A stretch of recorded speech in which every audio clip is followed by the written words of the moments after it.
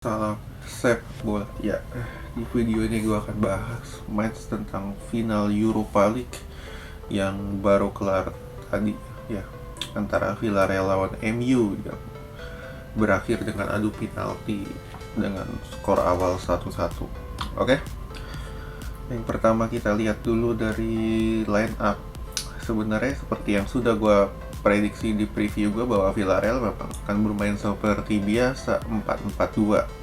Sedangkan United juga sama, main 4-2-3-1. Sebenarnya kalau kita lihat dari beberapa pemain, sebenarnya untuk United dan Villarreal ini nggak ada yang banyak berubah dari skuad utama mereka. Ya, kita bisa lihat juga sebenarnya United ini bermain dengan jelek banget di babak pertama. Di babak pertama nyaris nggak ada peluang untuk kedua tim. Villarreal selain dapat gol dari Moreno, abis itu udah hilang. Villarreal main agak bertahan, United kesulitan untuk membongkar, dan seperti yang gue udah bilang kalau misalkan MU ini terlalu mengandalkan 1-2 pemain, jadi ketika 1-2 pemainnya ini mati, mereka nggak ada plan B, jadi istilahnya ya main pragmatis aja, ujung-ujungnya crossing nggak jelas. Itulah yang terjadi di babak pertama. Jadi di babak pertama cukup boring. Di babak kedua apakah ada perkembangan? Nggak ada juga. Lu bisa lihat golnya Cavani gimana, gol di flag ya kan. Cavani dapat 1 gol 1-1. Sebenarnya Rashford dapat peluang, nggak gol juga.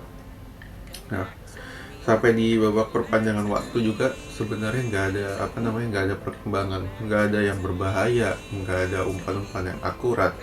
Itulah terjadi antara kedua tim, dan ya seperti yang gue bilang kalau misalkan kedua tim ini bermain terlalu hati-hati.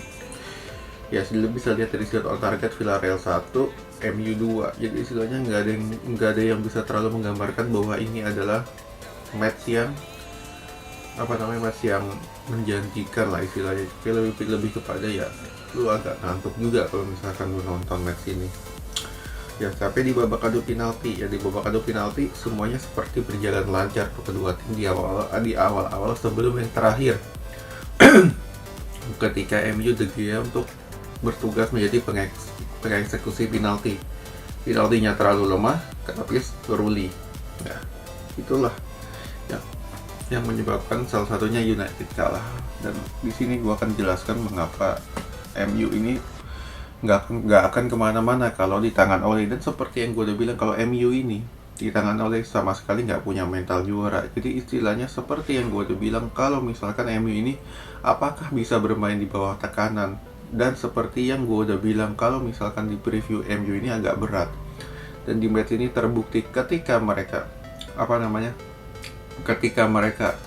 bermain di bawah pressure, di bawah tekanan, dan diwajibkan memang untuk menang, terutama karena ini merupakan final perdana setelah 4 tahun, dan mereka nggak bisa kembali melakukan itu. Jadi istilahnya oke, United memang hebat, tapi itu hanya di atas kertas. Karena yang terjadi adalah mereka menang lawan City, kalahnya lawan siapa? Lawan Leicester, lawan Sheffield. Ya, itulah yang terjadi untuk musim ini. Dan ya kalau gue bilang ya, kalau misalkan United tetap mempertahankan Ole, ya feelingku memang nggak akan kemana-mana. Ya, memang ada progres, cuman progresnya ini lama. Cuman untuk sepak bola modern, apakah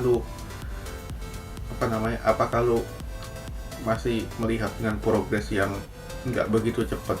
Ini akan menjadikan salah satu acuan. Ya, ini udah terbukti juga ketika mulai sponsor United untuk musim depan. Anjlok. Kenapa?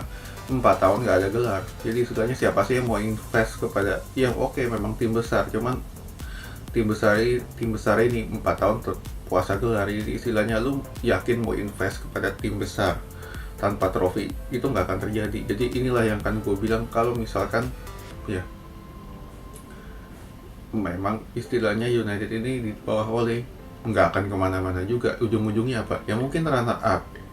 Inilah salah satu catatan mengapa kalau gue bilang MU ini memang butuh pelatih top. Oke, sekian dulu.